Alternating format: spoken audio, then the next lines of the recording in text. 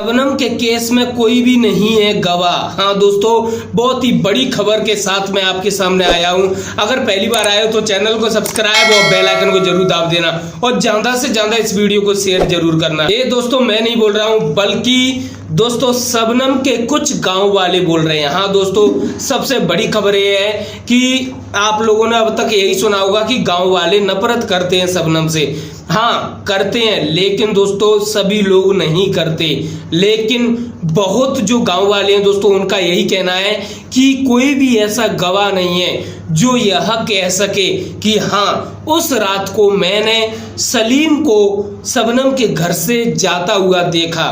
हाँ, मैंने सलीम और शबनम को दोनों को कमरे में इस तरह से देखा। हाँ दोस्तों, ऐसा कोई भी गवाह नहीं है, बल्कि गवाह इस तरीके के हैं कि हम जब गए, यह जब घटना हुई, शबनम जब चिल्लाई थी, तब हम जाकर देखा तो चारों तरफ इस तरीके से हमें नज़ारा दिखाई दिया। ऐसे गवाह हैं, यानी शबनम के चिल्लाने के बाद दोस्तों जो देखा है उसके गवाह हैं। लेकिन जो उस कमरे में जिसके द्वारा किया गया उसका कोई भी गवाह नहीं है। यह दोस्तों शबनम के कुछ गांव वाले बोलते हैं। ये बात बोली है सलीम के पिताजी ने।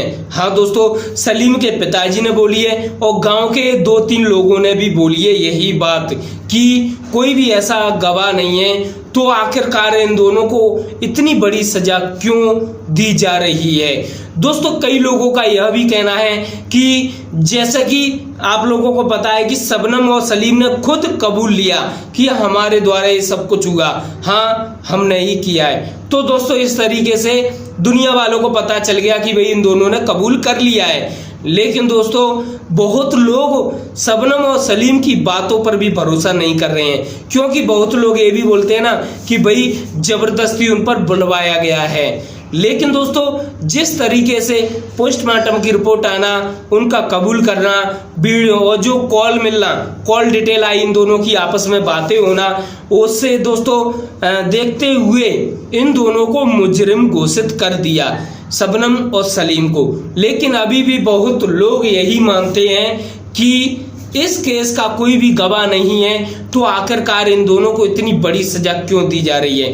तो दोस्तों ये सच में बहुत बड़ी खबर है कि शबनम और सलीम का कोई भी ऐसा गवाह नहीं है जिस गवाह ने खुद अपनी आंखों से यह सब कुछ देखा हो। लेकिन जब से इन दोनों ने कबूल किया है दोस्तों, तब से लोगों को विश्वास हो गया कि भाई इन दोनों के द्वारा यह किया धरा है। लेकिन दोस्तों जिस तरीके से बीच में उस्मान सैफी की बात भी सामने आई कि उस्मान सैफी ने भी शबनम से पूछने की कोशिश की, तो शबनम का जवाब आया था कि ये सब कुछ मैंने नहीं किया बल्कि किसी और ने किया है, इसकी सीबीआई जांच होना चाहिए। और इस प्रकार से शबनम ने उस्मान सैफी से बोला। लेकिन उस्मान सैफी ने यह बात बोली, अब वह बात कितनी सही है कितनी गलत है ये तो दोस्तों उन लोगों को ही पता होगा, शबनम को या उस्मान सैफी को।